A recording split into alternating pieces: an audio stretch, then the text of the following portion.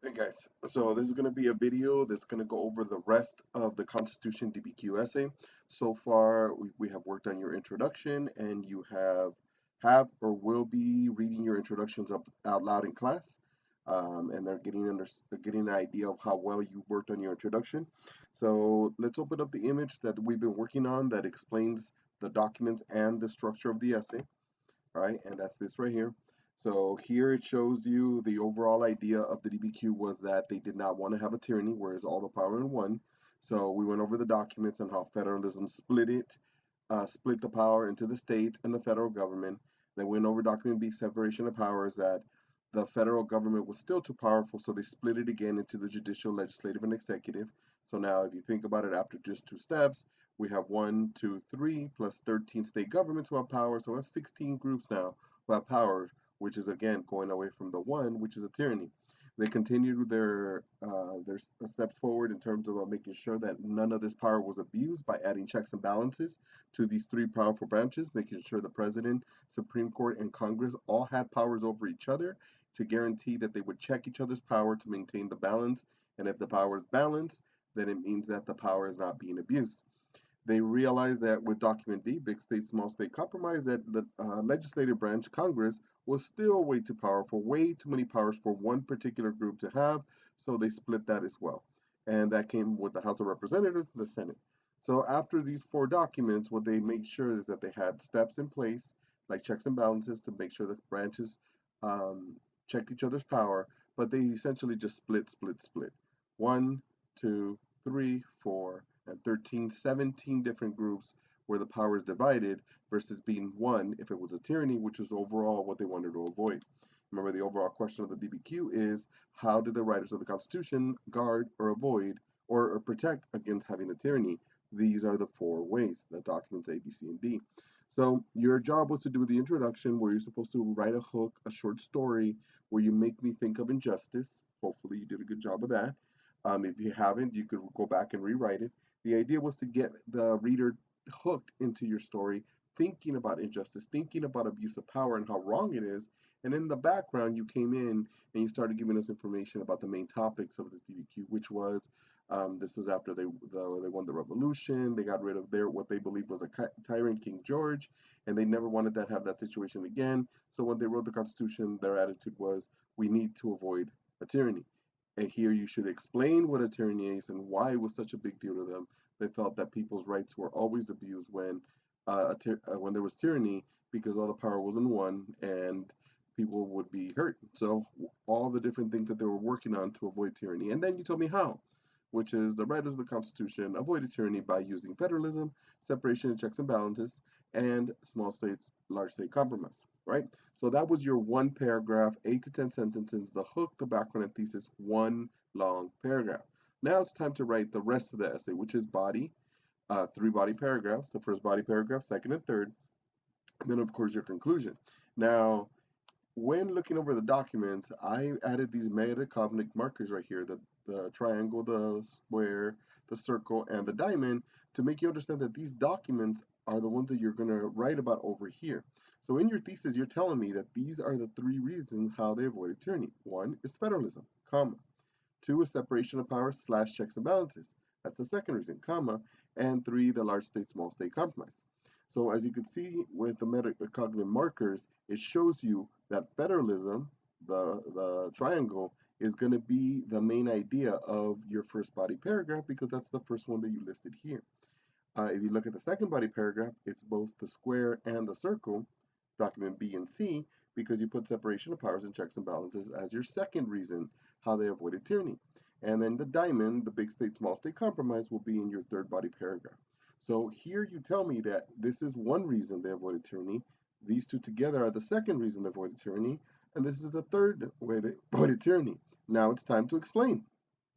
So in your body paragraph, each one of these body paragraphs needs to start with a topic sentence. Now, what is a topic sentence? Well, it tells you right here. See, it needs begin with a topic sentence, begin with a topic sentence, begin with a topic sentence. A topic sentence is the sentence that begins the paragraph and tells the reader what the main idea of the paragraph is, and connects back to the thesis. So if you look, it tells you right here that your first body paragraph is federalism. And see, federalism, the triangle. So here your topic sentence would say something like this.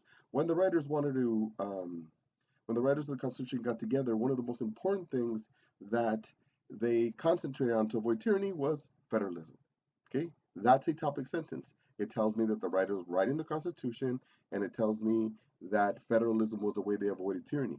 So you're both telling me by telling me federalism that you're talking about federalism here, and you're also telling me connected back to your thesis where you told me that this is how they avoided.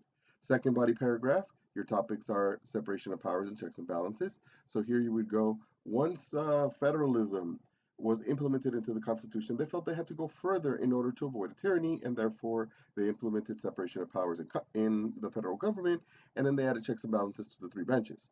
So you're telling me again that you're going to be talking about separation of powers and checks and balances, and once again you're telling me that their goal was to avoid a tyranny by adding those two. Third body paragraph. The topic will be the diamond, which is down here, small state, large state compromise. And here you go. All right, in order to make sure that one of the main parts of the three branches did not abuse their power like tyranny, they decided to split it once again with big state, small state compromise. So therefore, there you go. The sentence again tells me they're once again working on avoiding tyranny, and then you tell me that they did it with big state, small state compromise. All right, and then you proceed to explain what federalism is, what separation of powers and checks and balances is, and what big state, small state compromise is. And in each one, you tell me how federalism avoids tyranny, how separation of powers and checks and balances avoid tyranny, and how big state, small state compromise avoid tyranny. So again, your thesis tells me that there are three things that they did to avoid tyranny. Federalism, that's your first reason. Separation slash checks and balances, that's the second reason. And large state, small state compromise, which means this is my first body paragraph. See, federalism, separation of checks and balances. That's my second body paragraph. See, separation of powers and checks and balances. And then large state, small state compromise, my third reason, which is again the diamond right here. So again, you're going to talk about, you're going to start it with the topic sentence, then you're going to explain what the main idea of the paragraph is. You know, here federalism, here separation of powers, checks and balances, and here big state, small state compromise. And then you're going to tell me how each one of those avoided a tyranny, which is what you're writing about. Then you go on to your fifth paragraph, which is your conclusion, your last paragraph. Each body paragraph should be 6 to 8 sentences each. So the first paragraph is 8 to 10 sentences. Each of the rest are 6 to 8, including your conclusion, 6 to 8. Here are three different main things that I want you to add to your conclusion. One, you need to restate the main idea, which is your thesis. So basically, write your thesis, but in other words. Don't copy this. Write the same thing, but in different words. Then you got to give some extra information, something maybe from the background essay, some sort of information that you not use in the body paragraphs to once again make the reader understand how important it was for them to avoid tyranny and what they did to avoid tyranny. And then lastly, you have to end with a strong closing sentence. This is a sentence that wraps your whole argument of how they avoided tyranny. And it could be something simple like, um, as I wake up today and I look at where I live and how I live, it is clear that the writers of the Constitution were successful in avoiding tyranny by implementing federalism and checks and balances and separation of powers and small state but large state compromise because I have a lot of rights. By the way, to make this clear, make it 100% clear. I do not want to hear my examples in your essays. I'm giving you an examples of what to say in the topic sentences here and what to say in the closing sentence here because I want to make you understand what's supposed to happen. If I hear my specific sentences in here, I will pretend like you didn't write one at all and deduct all the points possible for the topic sentences and your closing sentence. So overall, you're going to have a week after we read the introductions to write the rest of your essay, which is 3 body paragraphs and your conclusion. If you have any questions, please let me know. Thank you. Have a good day.